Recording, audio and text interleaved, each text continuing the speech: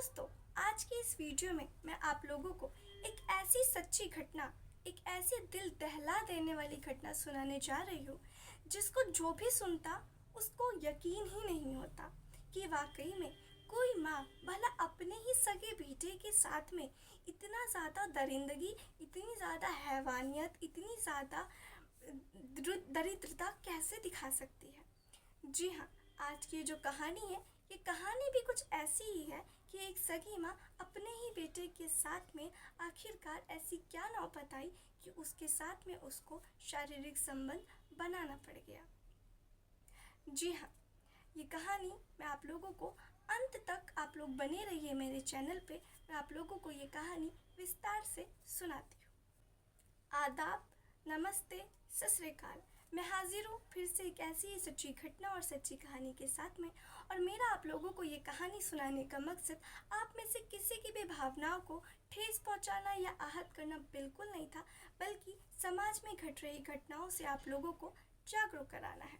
तो चलिए इस कहानी को मैं शुरू करती हूँ। दरअसल ये जो कहानी है, इस कहानी की शुरुआत होती है मध्य प्रदेश से।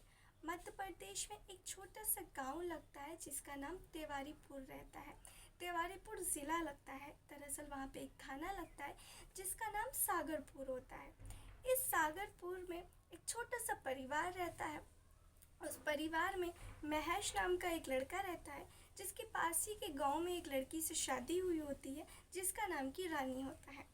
अब ये जो रानी और ये जो महेश होते हैं, इनकी जब शादी होती है, शुरू शुरू में कुछ साल तो बहुत अच्छे गुजरते हैं। इन दोनों के एक बेटा भी होता है जिसकी उम्र 16 साल होती है, जिसका नाम की रोहित होता है, जो कि 16 साल का होता है।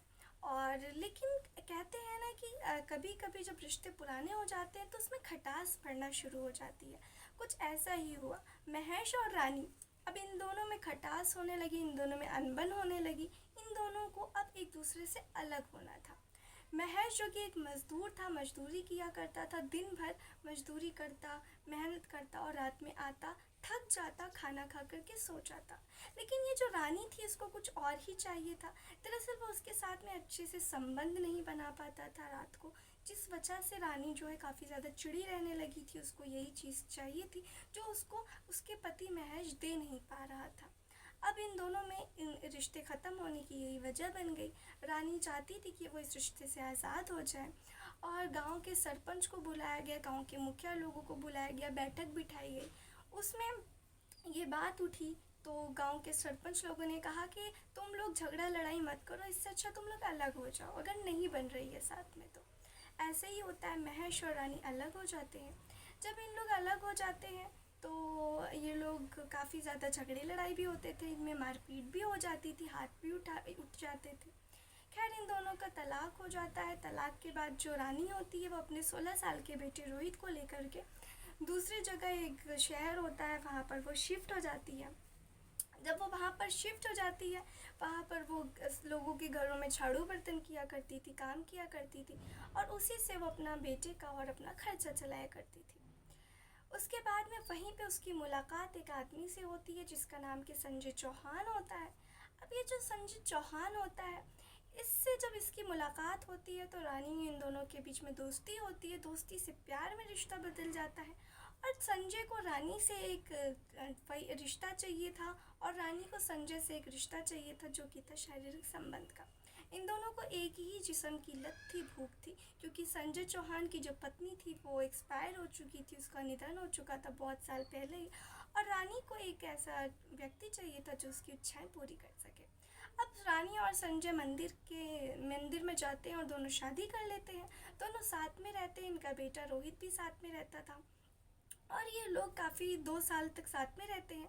लेकिन ये जो संजय था, क्योंकि वो काफ़ी ज़्यादा काम में बिज़ी रहता था, तो पहले जितना टाइम देता था, रात रात भर उसके साथ वक्त बिताता था, दिन में भी वक्त बिताता था, अब वो उतना समय नहीं दे पा रहा था। लेकिन रानी को तो कुछ और ही चाहिए था। अब वो संजय चौहान को छोड़ देती है और छोड़ने के बाद में अब वो या जो सागपुर थाना है वहाँ पर आकर के शिफ्ट हो जाती है अपने बेटे के साथ में और अब वो वहाँ पर काम करने लगती है। ये लेकिन जो इसी बीच, इसी दौरान जो रानी होती है उसकी मुलाकात सूरज तिवारी नाम के एक व्यक्ति से होती है, जो कि जो कि उसके प्यार में पड़ जाता है, क्योंकि ये जो रानी होती है वो लोगों के घरों में काम करती है, लेकिन वो दिखने में ऐसी होती है कि लगता नहीं कि वो लोगों के घर में काम किया करती है, झाड़ू बर्तन किया करती है। अब सूरज तिवारी से इसका जो अवैध रिश्ता शुरू हो जाता है। अब जो सूरज तिवारी है, क्योंकि उसकी बीवी भी थी, तो वो उसके अपने घर पे ले जाकर शादी नहीं कर सकता था, इसलिए वो एक अलग से फ्लैट लेता है जहाँ पर वो रानी को रखता है, और वहीं पे उसका 16 साल का बेटा भी रहता है। लेकिन सूरज तिवारी जो होता है, अब जब भी उसको मिलना रहता था तो वो जाता था उसी फ्लैट पर, और जो रानी उसके साथ मिला करता था, शारीरिक संबंध बनाया करता था।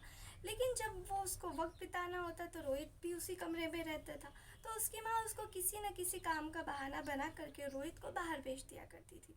लेकिन रोहित तो हर चीज़ बचपन से देख रहा था, उसको समझ में आ गया था कि उसकी माँ आखिर चीज़ काम क्या करती है और उसकी माँ के साथ होता क्या है।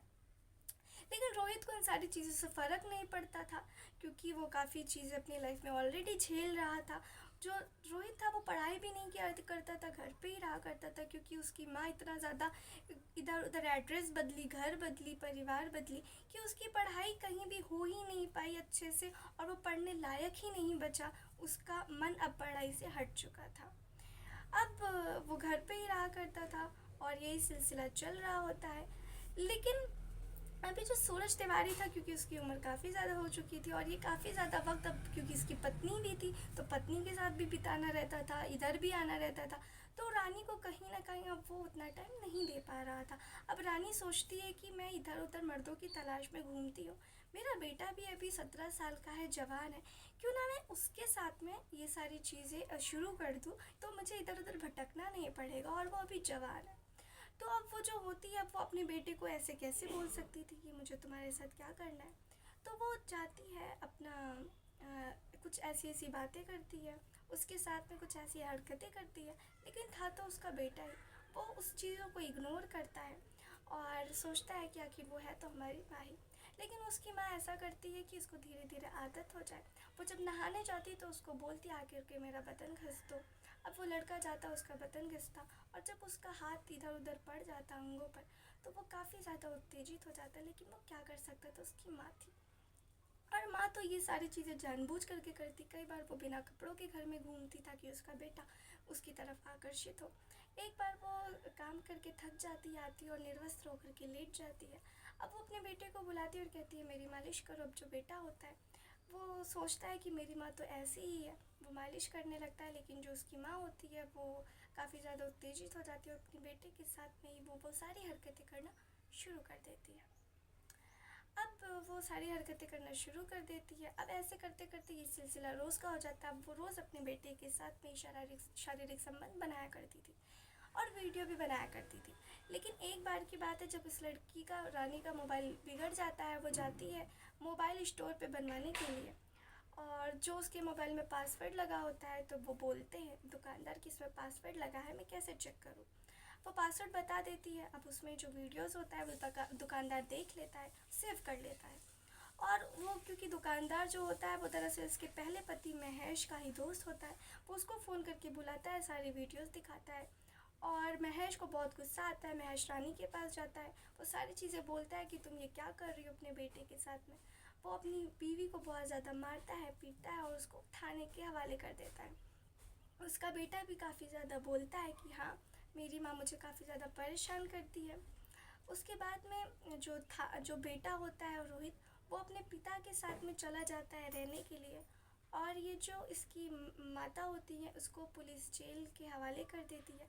फ़िलहाल इन लोगों का केस चल रहा है और इन लोगों को ये जो सज़ा है इनको ज़रूर मिलेगी। और दोस्तों, ये थी आज की कहानी। उम्मीद करती हूँ आप लोगों को पसंद आई होगी। अगर आप लोगों को मेरी कहानी पसंद आई है तो प्लीज़ मेरे चैनल को लाइक करके सब्सक्राइब करें। चलिए मिलते हैं फिर ऐसे ही किसी सच्ची घटना के साथ में। तब तक के लिए आप लोग सावधान रहें, सतर्क रहें और अपना ख्याल रखें। जय हिंद, जय भारत।